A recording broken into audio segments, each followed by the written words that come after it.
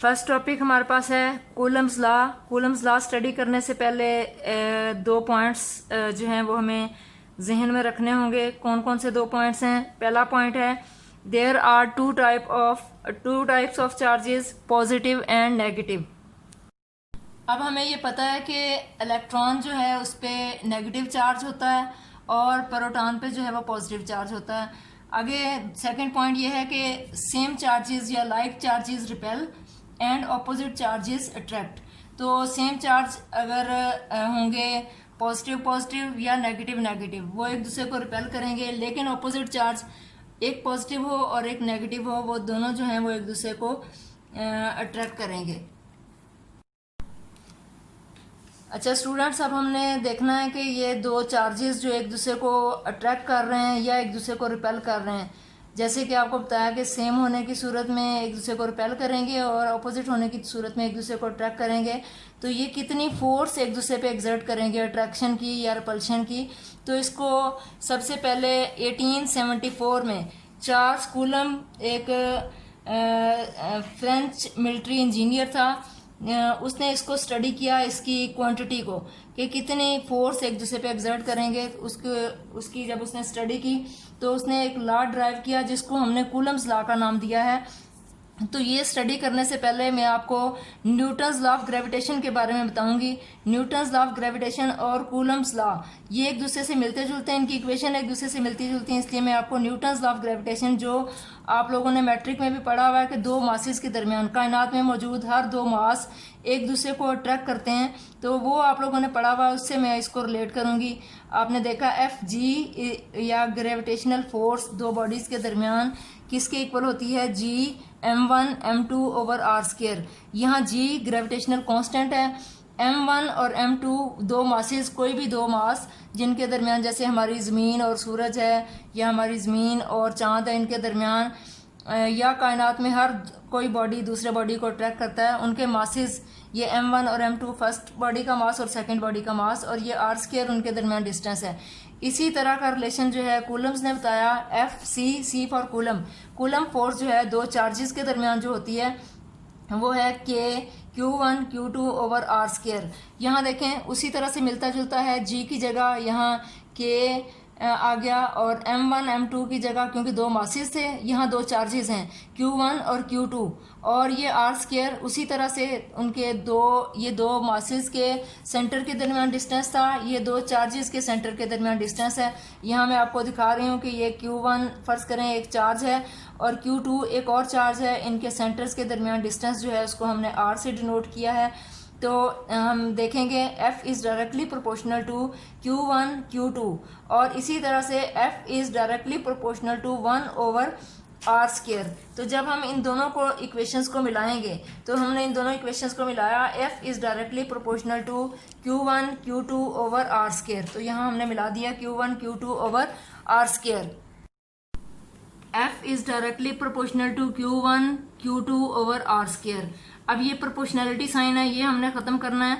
तो जब हम प्रोपोर्शनैलिटी साइन ख़त्म करते हैं तो उसकी जगह एक इक्वल का साइन और एक कांस्टेंट हम यूज़ करते हैं। तो देखें हम ख़त्म करेंगे, F इज़ इक्वल टू, यहाँ प्रोपोर्शनैलिटी की जगह इक्वल और कांस्टेंट आएगा, यहाँ हमने कांस्टेंट K यूज़ किया है, Q1 Q2 over R square. तो ये हमारे पास इक्वेशन बनी। अब यहाँ K जो प्रोपोर्शनैलिटी कांस्टेंट है, इसकी वैल्यू क्या है? 1 ओवर 4 पाई एप्सिलॉन नॉट, और ये एप्सिलॉन नॉट इसकी वैल्यू है 8.85 multiply by 10⁻⁻12 coulomb square over newton metre square. तो जब हम यहाँ इसकी वैल्यू जो है लगाएंगे तो K की वैल्यू क्या आएगी? तो K इज इक्वल टू, यहाँ हम 1 ओवर 4 पाई की वैल्यू 3.14 है, और एप्सिलॉन की वैल्यू यहाँ से हम लगाएंगे 8.85 multiply by 10⁻⁻12 coulomb square over newton metre square. तो जब हम इसको कैलकुलेट करेंगे तो ये आया, K की वैल्यू आई 9 multiply by 10⁻9 newton metre square over coulomb square, ये ऊपर चला गया, newton metre square over coulomb square. तो ये वाली वैल्यू हमारे पास K की आ गई। अब ये एप्सिलॉन नॉट ये होता क्या है? तो एप्सिलॉन नॉट है परमिटिविटी ऑफ फ्री स्पेस। तो परमिटिविटी ऑफ फ्री स्पेस समझने के लिए आपको, जैसे कि पहले भी बताया था, कि चार्ज Q1 है और Q2 है और इनके सेंटर्स के दरमियान डिस्टेंस जो है वो R है। तो हमने जो है ये वाला चार्ज इस पे फोर्स एक्सर्ट करता है और ये वाला चार्ज इस पे फोर्स एक्सर्ट करता है, तो इलेक्ट्रिक फोर्स दोनों एक दूसरे पे एक्सर्ट कर रहे हैं। तो जब इनके दरमियान कोई भी हमने मीडियम यूज़ नहीं किया, फ्री स्पेस है, तो दोनों चार्जेस एक दूसरे को, या फ्री स्पेस जो है इन दोनों चार्जेस को एक दूसरे पे फोर्स एक्सर्ट करने की कितनी परमिशन दे रही है, कितना इनको परमिट कर रही है कि ये एक दूसरे पे कितनी फोर्स एक्सर्ट कर सकें, इसको कहते हैं परमिटिविटी ऑफ फ्री स्पेस, यानी फ्री स्पेस की परमिशन दोनों चार्जेस को एक दूसरे पे फोर्स एक्सर्ट करने की। स्टूडेंट्स, एप्सिलॉन मीडियम की वैल्यू हमने निकाली, एप्सिलॉन नॉट, एप्सिलॉन आर।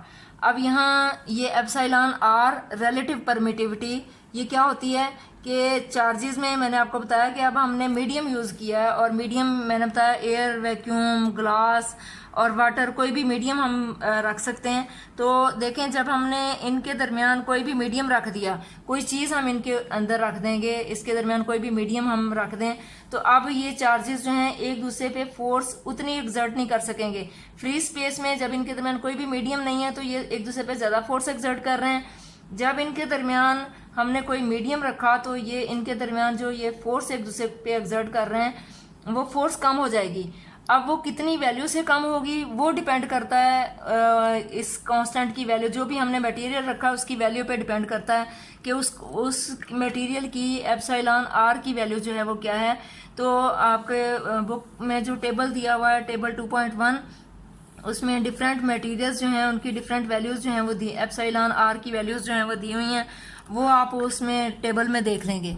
तो अब ये जो इक्वेशन थी F = 1/4 pi epsilon medium Q1 Q2 over R square, तो एप्सिलॉन मीडियम की जो हमने वैल्यू निकाली एप्सिलॉन नॉट एप्सिलॉन आर, तो वो यहाँ हम लगाएंगे।